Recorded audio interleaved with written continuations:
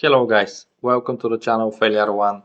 Today I have something special for you. Never done this kind of video before, but today we are going to predict who will take every seat in F1 for the 2023 season.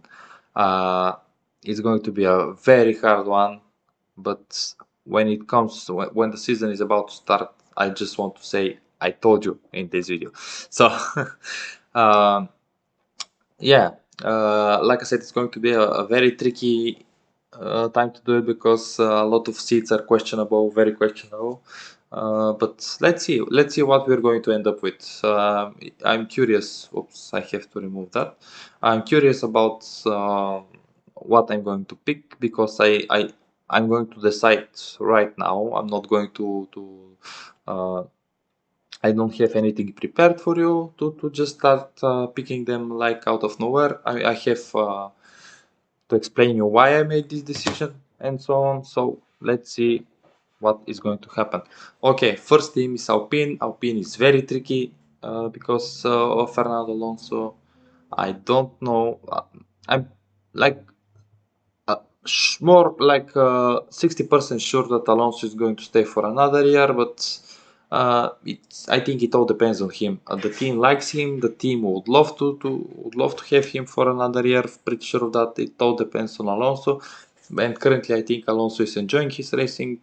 He's enjoying F1, so I think Alonso is going to stay for another year. Why I say that Alpine is tricky? It's tricky because they have Oscar Piastri.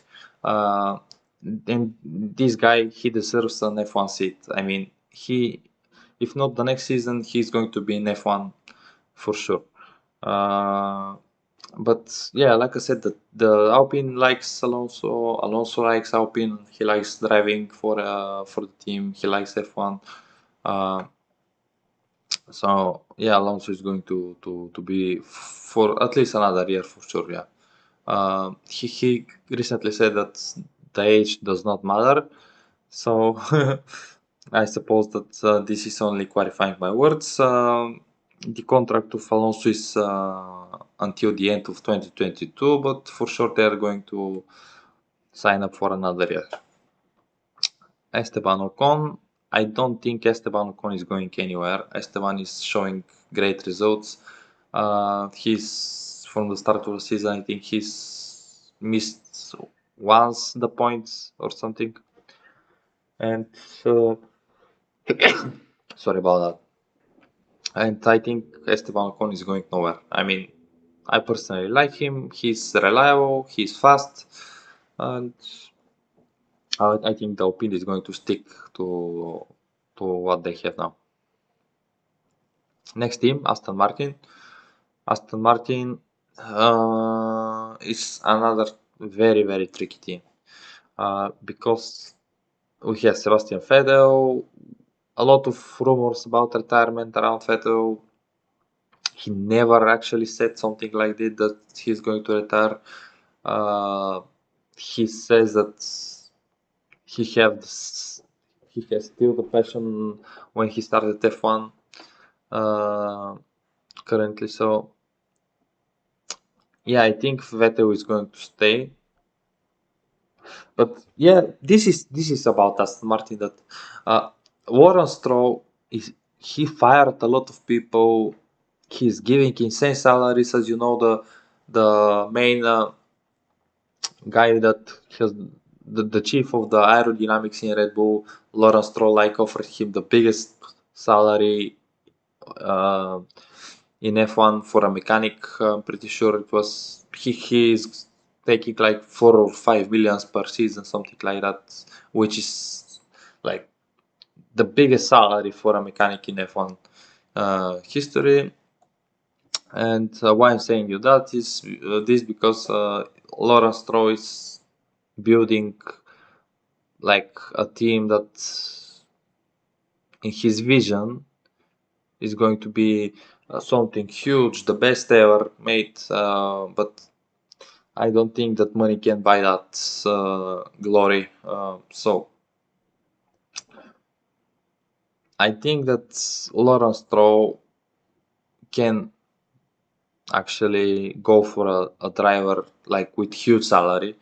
Can pay for a driver for a huge salary like he's paying on Vettel now because the salary of Vettel is quite high. But yeah, I'm going to stick to Vettel. I don't think Vettel is going anywhere because the car is currently quite bad, and it's not that much to the driver than it's to the car, because if the car is bad, the driver is not going to be quick. Uh, as you saw, like with the Mercedes in the beginning, we had the 7 times world champion Lewis Hamilton struggling. He once was out of Q1 in Australia, I think, or in Jeddah, I'm not sure where it was. So it's not about the driver that much as it is about the car. So yeah, Aston Martin have pretty bad car, and their drivers are doing actually miracles to get into the points, as you remember in Imola. One Stroll, Daddy's boy, going nowhere, pretty sure. The situation in Aston Martin with the contracts is Vettel is until the end of 2022, same as Lance Stroll, so this is their last year of contracts, so there is going to be negotiations, and I don't see where Lawrence can go with drivers. I mean, what can he get? Tell me. I think currently he has those two drivers that can score points from like not much, but they can score points here and there. So I think this lineup could last for one more year or two. Of course, if Vettel doesn't decide to retire, but I don't think he will. So yeah, these teams are going to stay like that, in my opinion. Alpha Tauri, they are not performing that well this season. I mean, again, it's the car, it's not the drivers. As you remember in Bahrain, only Yuki Tsunoda finished because Gasly's car got fired. I think there were Yuki in Jeddah didn't even start the race because problem of the car, and there were several issues around the car in the next races. So again, here the problem it's not the drivers, it's the car, because if you remember correctly, last year Alpha Tauri was on fire. Not literally. I mean, they were crazy fast. The car, the drivers, they were performing very well. And both Yuki and Gasly contracts are running out this year, so there are going to be negotiations. If you watch Drive to Survive, where Christian Horner and what was the name of the Alpha Tauri team principal? Franz Tost. Yeah, Franz Tost. They were discussing Yuki Tsunoda, and they were both agreeing that he is a huge talent. So Yuki is definitely, I think, going to stay, because Yuki is. They're paying the lowest salary to Yuki, like 500,000 euros or something. He's lowest paid driver in F1. So yeah, pretty much he's scoring points. They're getting him for cheap. He's young. I mean, there is no way they can let him go. Pierre Gasly is great driver in my opinion. Pierre is absolutely monster. He was a monster in last year season, and I think the AlphaTauri is going to stick to this combo. There is no way. I mean, I'm going to discuss Red Bull in a little bit, but I don't think Gasly has a chance to go in Red Bull next season. Of course, you never know, but okay. Next one, Alfa Romeo. Alfa Romeo is having Valtteri Bottas, which is the best decision they've done, I think, in their history of choosing drivers, because Valtteri is absolutely killing it. Valtteri is going nowhere. nowhere. I mean, Valtteri is for sure staying in Alfa Romeo. Pretty sure that he signed up until 2023. Let me just check real quick. I have all the contracts here on my phone. And yeah, Valtteri is 2024 actually. The contract expires in 2024. For sure, he's staying until the. I mean, he did incredible job, and it's even the beginning of the season, and he's scoring huge points for Alfa Romeo. Zhou Guanyu has 1 year contract. I'm not sure about Zhou Guanyu, to be honest, but I heard that he's bringing a lot of money to sponsors to the team, and he is decent. I mean, nowhere near Valtteri, but for a first season in F1, there are worse drivers than him. So it's quite early to tell, but I think Zhou Guanyu is going to stay because, like I said, he's bringing a lot of sponsors. He scored points. I don't see any reason Alfa Romeo to let him go. I don't. So 4 teams. I think the roster is going to be the same as this year. Mercedes. The situation in Mercedes is that. Let me just scroll. The both rivals Hamilton and Russell have contracts until 2023. I don't think this is going to change. That they're going to change the roster, so for sure this is going to be the lineup for next year. And here is McLaren. McLaren is another tricky team because we know that Lando signed up contract until 2025. He's for sure staying. But what about Danny Rick? Danny Rick, I mean, he's a great guy. I mean, funny. He's humble. He's always smiling. He can take defeat, but I think Zach Brown is not going. Dan Eric's contract is until 2023. It's not until the end of this year. It's until the end of the next year. But I don't think that this is an issue for Zach Brown. Here is this guy. This guy is called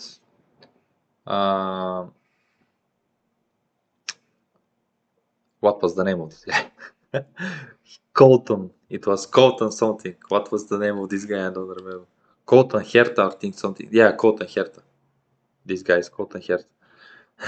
Sorry about that. I just not too familiar with him. He's American, and he's in the junior team of McLaren. I mean, you know that Formula One is desperately trying to get into the market in USA. They are trying to make everything possible for F1 to be like getting more attention there. And with American driver, yeah, this like you know what happened with Guan Yu Zhou. A lot of Chinese people who never heard of F1 started watching F1. So I think this is a potential move here. So I think Colton Herta is a potential move for McLaren even this season if Danny Rick does not perform, because Danny Rick is not performing as well as Lando, and this is obvious to everyone. But since Danny Rick has a contract until 2023, I'm going to leave it like that. But I think Colton Herta has more potential to be in the team than Danny Rick. So, next thing, Red Bull. Red Bull has Max Verstappen until like 2028. This is like they gave him 6 years contract, something like that. He's going nowhere. Max is staying in Red Bull. Checo Perez has a has his contract until 2022. So, I mean, why they should swap Checo? Tell me. He has been a brilliant teammate. I don't think there was a better teammate than Checo last year. Uh, I don't think even Valtteri was better teammate to Hamilton overall. Yeah, you can judge me about that, but what Checo did to help Max was incredible. Minister of Defense, call him whatever you want. He's incredible driver. I don't see why Red Bull should go for anything else than Checo. Checo is staying for me. I think he's going to resign a contract. Resign. Sorry, he's going to renew a contract for at least 1 year. So yeah, for sure. Next thing we have Haas. Haas is a difficult one. Came like a hero. P5 in Bahrain. Uh, he was in, he was outside points in Spain and in Jeddah or in Australia. I'm not sure. He scored like 15 or 16 points until now. Yeah, mainly 10 plays, 8 plays, 9 plays, something like that. But he scored some points. So I think K-Mac. Let me just check when his contract expires, but I think it's just 1 year contract. No, actually it's 2 year contract. He's until 2023, so definitely K-Mac is staying. But Mick Schumacher, his contract ends in this year season. The situation around Mick is unclear because he's a German driver. He got the attention of a lot of sponsors just because of his name, but he's not performing as well as K-Mac did. And I don't think we should blame Mick. I don't think Mick should get all the negatives because the strategists in Haas is quite poor. I mean, you saw what happened in Spain. The strategy was like tragedy. There was a potential for Mick to be in the point. They should have got that extra stop, but they did not. So Mick ended up like 13th or 14th. I think the strategy was poor there. And as you know, this season only Mick Schumacher and Nicola Latifi are about to score points. And taking in consideration that the Haas car is pretty remarkable this season, but what can Günther Steiner take as driver for the next season? What can he take? I mean, Fittipaldi maybe. I don't see how Fittipaldi is going to be an upgrade to Mick Schumacher, to be honest. I think Mick is going to perform this season and he's going to stay in Haas.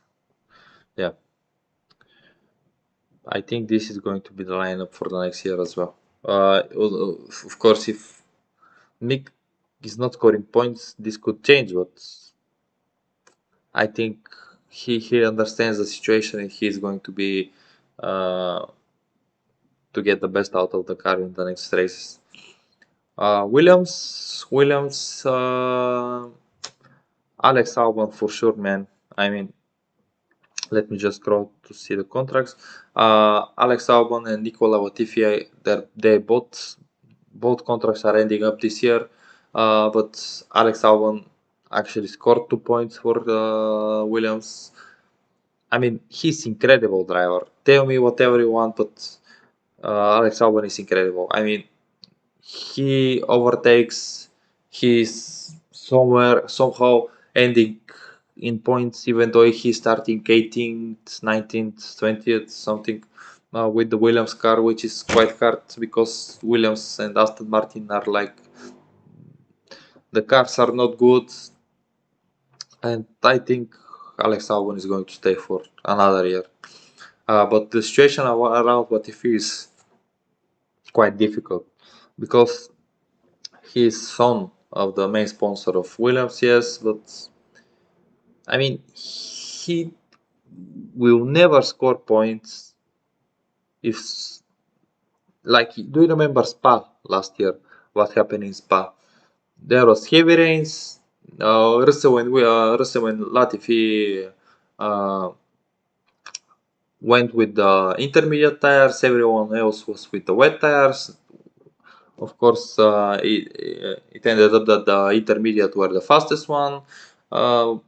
Latifi and Terse scored great positions, and there was no race. And they both scored huge points. But this was like such circumstances that probably won't happen this season. So there is no chance for Latifi to get points. I mean, I don't hate him, but he's not F1 material. And there were rumors that Nick De Vries, as you know, Nick De Vries is Mercedes Formula E driver. He was, and now he's still Formula E driver and reserve pilot for Mercedes. And as you know, Williams is a sister team of Mercedes. So I think Nick De Vries has potential to line up with Alex Albon for the next season, and he deserves it. Last team Ferrari. Ferrari are, I mean, they are killing it with the car this year. But I'm okay. Let's start with Charles. Charles has a contract until 2024, same as Carlos. Charles is performing incredibly well. He's incredibly fast. He quite unfortunate in Barcelona. He was about to win the race probably, but the engine. Oh, I actually picked Carlos. Sorry, but the engine gave up. The turbo gave up. But anyway, I think Charles is going nowhere. He has a great potential, and I'm not convinced though that Charles can win the championship this year. I don't think he's ready. I don't know why, but that's what I think. And Carlos had so unfortunate season that I don't think any driver was having less luck than him this season. At least in the beginning, we never know what will happen next. But Carlos, when he managed to finish a race, he was always behind Leclerc in tempo, in times. He was behind. So for me, Charles is going to be faster than Carlos in almost every track. But of course, this doesn't mean nothing to me. It's all about Mattia Binotto and what Ferrari believes can happen. I think they're going to stick to this lineup for the next year as well. So yeah, we have Oscar Piastri here. It's very unclear for him what is going to happen. He deserves an F1 spot.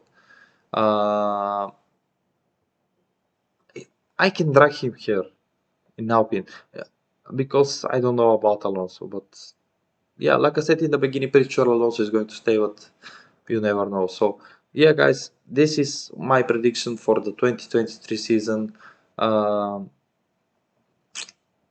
Let's see what is going to happen, and if I turn out to be right, I'm going to remind you about this video, and I'm going to say I told you. If I'm wrong, I'm not going to try to remember about this video. So guys, write down a comment, tell me if you disagree with me. I would love to hear why. I would love to get into a discussion with you, and yeah, don't be ashamed to comment. Like the video, subscribe to the channel, go in the description, like with the Facebook page, because and keep track of the channel, because a lot of videos are coming in the future. Tomorrow I'm going to make a video about the fantasy. As you know, we are in Monaco this weekend, so it's going to be an interesting video because I'm going to do a lot of changes. I believe there are going to be a lot of DNFs, so keep posted and see you tomorrow, guys. Bye from me now and have a nice rest of your day.